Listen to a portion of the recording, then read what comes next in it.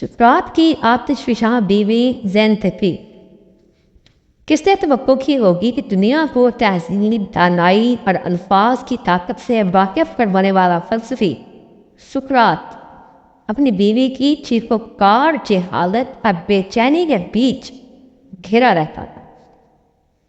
اس عورت کی زبان بہت تیز ترار اور کاٹ کھانے والی تھی، جس کی وجہ سے اس کا شوہر سقراط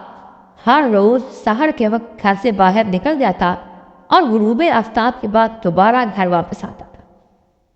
یعنی اس کا اپنی بیوی سے سامنا ہی نہ ہوتا تھا۔ پھر بھی سقراط اس کے بارے میں لکھتا ہے، میں اس عورت کا مقروض ہوں، اگر وہ نہ ہوتی تو میں کبھی یہ نہ جان پاتا کہ حکمت خاموش رہنے میں ہے اور خوشی کا راز سو جانے میں مشیدہ ہے۔ وہ یہ بھی کہتا ہے، مجھے 3 آفات سے دوچار ہونا پڑا: زبان، غربت اور میری بیوی۔ زبان پر میں اپنی محنت سے غالب آیا، غربت پر میں معاشی منصوبہ بندی سے غالب آیا، تیسری آفت بیوی ہے، اس پر میں کبھی غالب نہ آ سکا۔ ایک دفعہ کا ذکر ہے کہ جب وہ اپنے شاگردوں کے ساتھ بیٹھا تھا، علم و حکمت کی یا دانائی کی باتیں بیان کر رہا تھا کہ اس کی بیوی نے حسب عادت اونچی آواز میں اس کے شاگردوں کے سامنے ہی سقراط کو لعن طعن اور بغاوت کرنا شروع کر دیا۔ لیکن اس بار وہ دیکھ کر حیران ہو گیا کہ اس پر پانی نہیں برسا۔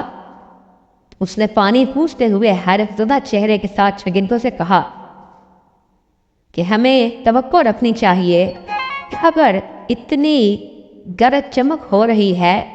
تو ضرور اس کے بعد بارش بھی برسے گی۔ اس بدتمیزی کے بعد سقراط کو اس قدر پرسکون، مطمئن اور خاموش دیکھ